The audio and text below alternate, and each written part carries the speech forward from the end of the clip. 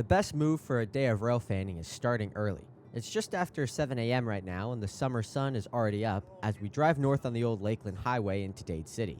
We're on our way to Wildwood this morning, but I'd get off I-75 here at Dade as a southbound lit up the radio. Pulling in and setting up at North End Luchi, a high green would await us in the still cool morning air. Although it's not crazy humid because of the lack of rain, the sun is enough to make temps reach the mid-90s, the usual climate for a July day, not one in May. The temperature doesn't matter to those still asleep in Luchi, as before many wake up or the post office opens here, trains like M457 are rolling through, with a mile or two of mixed freight, this bunch destined for Orlando and their Taft Yard. A pair of ES40 DCs would be assigned to this one, hauling an assortment of rock, boxcars, tanks, and auto racks down the S-line this morning. 457 used to be an evening to night train around here, but has now become one of the most reliable morning trains around Vitus, as crews normally board the train between 4 and 5 a.m. in Baldwin. This morning he'd be racing south past Luchi at 0744.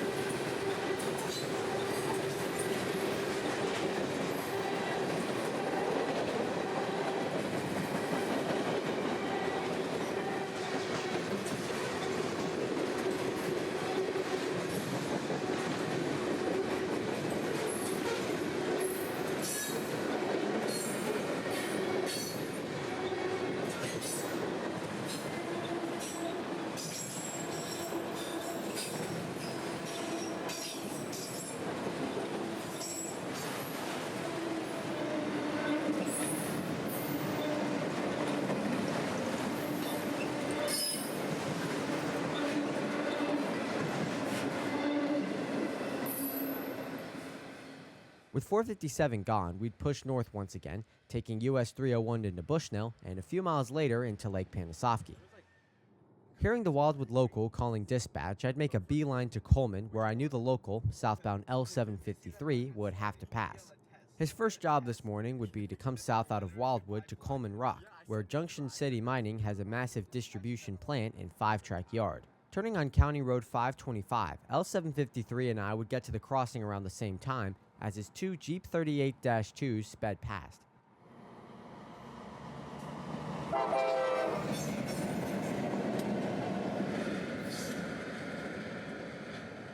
The rush behind this train's passing would become evident soon, but for now, I'd keep driving north. There's no public access or roads that get close enough to Junction City here, so that was that. Now in Wildwood, all would be quiet. A couple high railers would be parked outside the yard office, with the road foreman within discussing their next moves. Construction that began almost 2 years ago on the yard office and surrounding facilities have been completed, and all materials and machines moved off the property. This place looks great now, and I bet the crews that have to work out of it daily here would agree. About 45 minutes after leaving Wildwood, 753 would return, now shoving 29 cars back into the yard via the south end. I'm set up at the MLK Avenue crossing looking south, where a lunar white restricting signal would guide 753 back into the yard. Crossing 12 and 20. 12 and 28.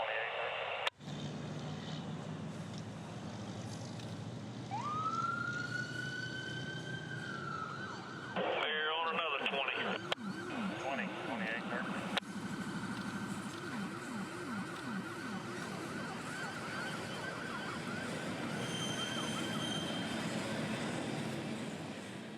Of interest for me on the local this morning would be its power, a pair of old GP 38-2s.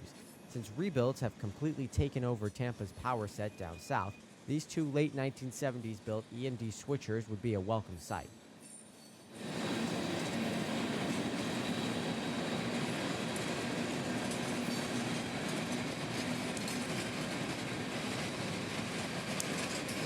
How about it, Joe? Another 20. Go ahead. Hey, that switch out there at the fence there at Coleman Rock, is that any easier for you now? Much easier. The crew would drop one bad order car in the yard and then park the entire consist of 28 cars into West 1, the yard track designated for today's pickup. Orders like this are part of what make up a crew's paperwork. This morning, L753's orders were to put these cars in this track around this time because of what you're about to hear. There's a southbound freight approaching who also has orders to work the yard, picking up this specific cut. 753, over. Yes, sir. Gonna see if we can get one swing light here at Wildwood, over. All right, coming to you. Also, I've got a 453 getting close, a 452 getting ready to leave Winston. Do you have anything for either of them? We got 28 Miamis for 453. What about 452, Tony? What track are they on? The 28 Miamis are going to be in West 1. We do have some weight crosses at the north end of the yard. I can give you a little more details on that in a little bit. Okay, sounds good. Yeah, we have a little bit of time on that one. Okay, yep, we'll have 28 Miamis ready for 453 when he gets here, West 1. They're going to be hot off the press. We're fixing to put them over there. All right, sounds good. They'll be over there shortly, so let me know when you're ready for them. Okay, you probably can, I believe you can bring them in as soon as they get here, can't you, Tony? Yep. Yep, bring them on in when they get here, Brian. All right, we'll figure on that. 10 minutes after L753 drops his cut of 28 Miami-bound cars, here comes our Miami-bound train, M453. He's dropped off his train next to the yard office and is now passing us engines light in order to cross over onto the yard lead and eventually into the yard.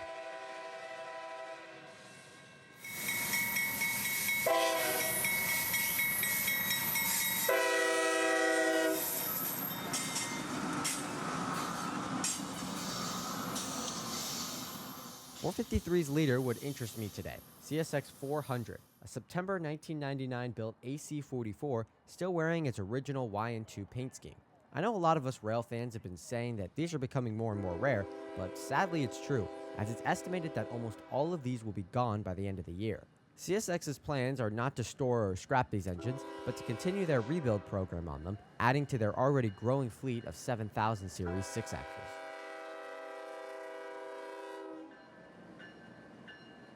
This operation of trains picking up and dropping off cars in small yards like Wildwood is not uncommon, however the timing of it all is. Like stated before, there was only about 10 minutes between the time L753 dropped this cut in the yard to the time 453 arrived, something that I've never seen before, however it makes for a very interesting scene to document. 453, locomotive 400, slow approach. Yard switching lead to south. This is how Wildwood is switched since it doesn't originate or terminate any mainline trains, just the two locals Sunday through Thursdays. Some days, a cut of cars can sit in the yard for days at a time before getting picked up, usually seen with trains like L743, which doesn't have a set schedule to keep up with. On National Train Day, I'd be in Dade City for a couple hours in the morning and managed to snag this L743 coming south down the hill. He had just finished dropping off over 24 loaded rock cars in Wildwood and was now rolling south towards Winston with a fully rock consist, something seen more often now with the reinstatement of M603 and the M604 pair.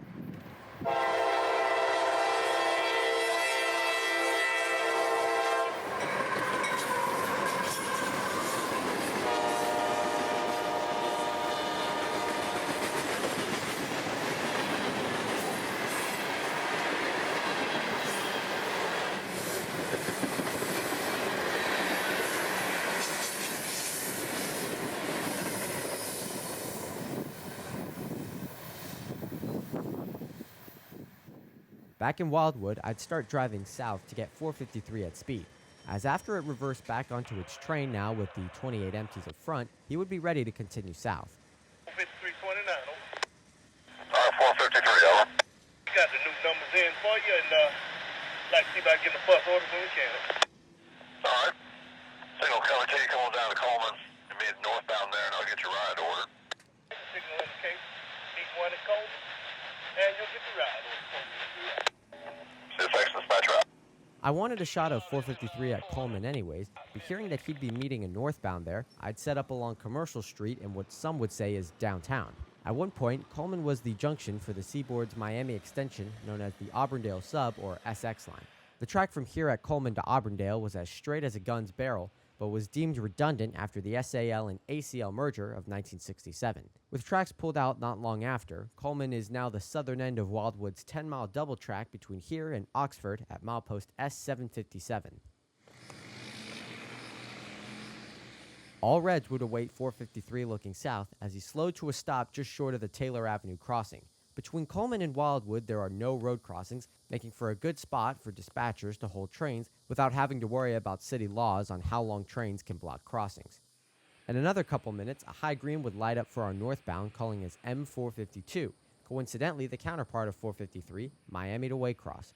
He'd also have cars to pick up at Wildwood today. However, when he'd pass us here at Coleman, he wouldn't be slowing for the yard. He'd be rolling.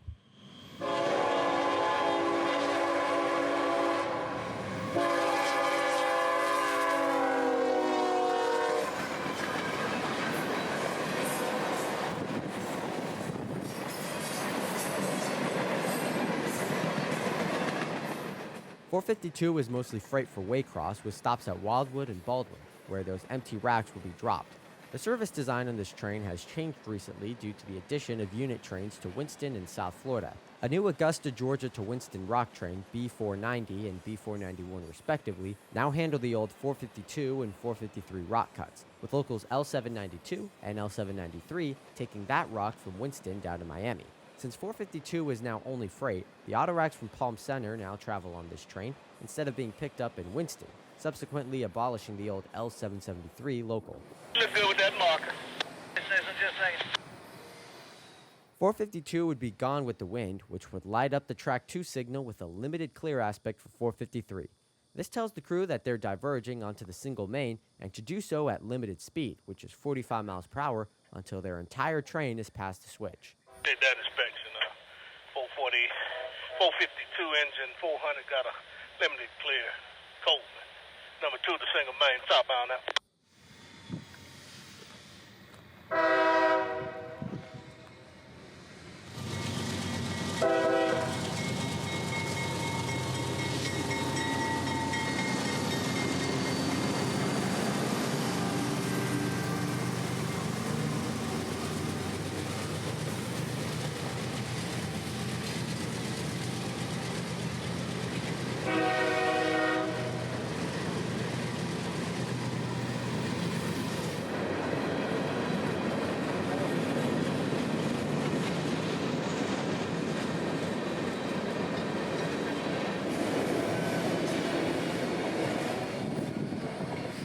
.453's 8,000 feet of train would clear Coleman just a few minutes later, which was our cue to keep pushing north. L753 would be done with his yard duties around this time and head north towards Ocala, so we'd follow suit. I'd hear the crew tell the dispatcher that they needed to switch JR, and not knowing what that was, I'd do a little exploring. At milepost S740.2 is JR Plastics. Manufacturing plastic products of all shapes and sizes, this industry is known to railroaders as simply JR. They receive plastic pellet hoppers dropped by L753 almost every day. Today, 753 would be pulling out 7 empties out from their spur and spotting a load. The locomotives are off in the woods around the corner, but you get the idea. I believe the cars delivered to JR are dropped by the familiar 453 and 452 duo back down in Wildwood. The crew would be working JR for the next half hour or so I drift down south 2 miles to North End Santos, a less-known sighting on this portion of the S-Line. At 10,218 feet from end to end, Santos is not used terribly often to meet trains, commonly utilized by area locals to run around their trains in order to access different spurs, which can vary by north and south-facing switches. Because Ocala's 6-mile double track starts less than 4 miles north of Santos, that's the preferred spot to meet trains, and it would be proved today.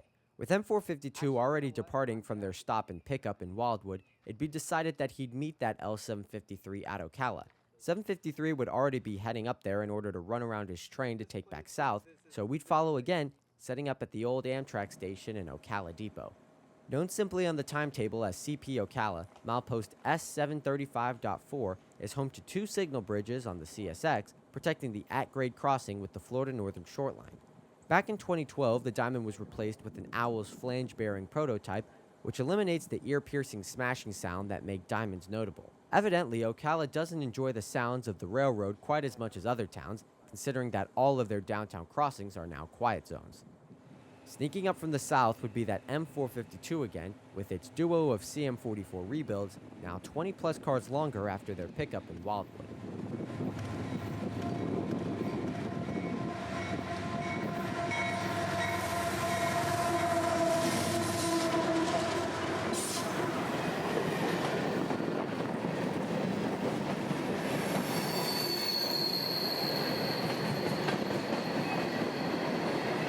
Meeting the train up here at 8th Avenue would be L753, who gets signals back south to Singletary as soon as 452 was by. Singletary is the south end of this double track at S738.0, where 753 has dropped his train in order to get the engines on the south end of it now.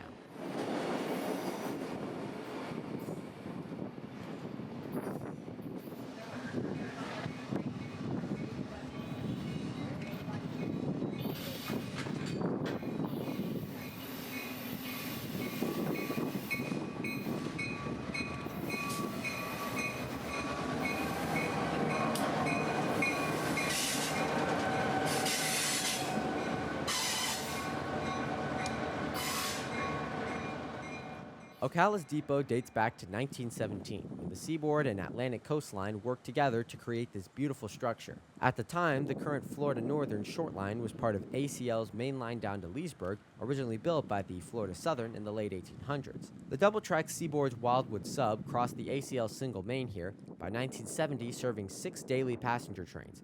After 1971 and the beginning of Amtrak service, the station served the Palmetto until 2004, when Amtrak rerouted its service down the former ACL's A line, which it still currently operates on.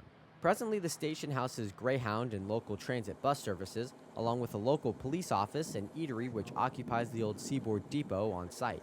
Just like anywhere else on the S-Line, Ocala sees traffic in bursts, and today it seems like the next burst wouldn't be until evening, so we'd start driving back south towards home. Just 2 miles west of the S-Line in Bushnell is a national park that little know of. You might see signs for it along US 301 south of town or around Lake Panasoffkee, but there isn't much else that notifies the general public of its presence. This is the historic Dade Battlefield National Park, where in the early 1830s, during Florida's Seminole War, a battle was fought. There's no battlefield, as the name implies, as the battle was a surprise ambush by the native Indians here. They'd fight off the U.S. troops, killing many prominent names of the area, first and foremost, General Dade, which a fort south of here would be named after, and of course his own town, Dade City. The park is beautiful and a quiet spot where one can enjoy the peaceful nature of Central Florida, like what we did here in the late afternoon heat. It's only a $3 entry fee, and I'd absolutely recommend a visit.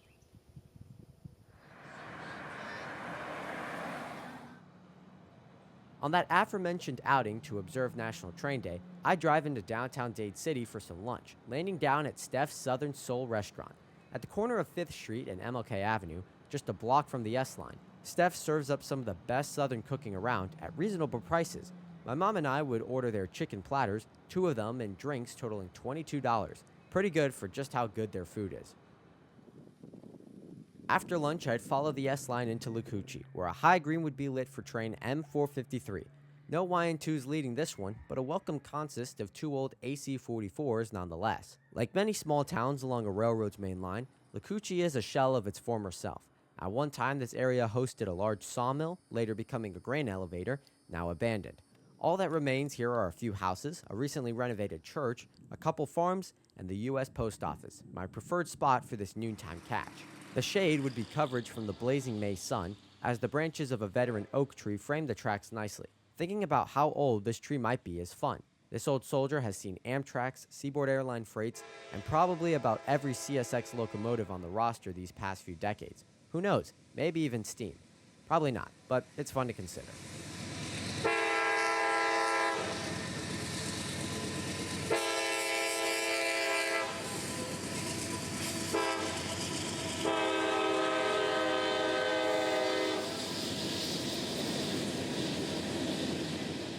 .453's laxed passing would send us back west towards the house. I'd hope y'all enjoyed this one as much as I did shooting and editing it. Summer's here, which means more time spent trackside and more content. So stay tuned, there's lots to come in the approaching months. But until then, this is Christian from Multicolor Films, end of transmission.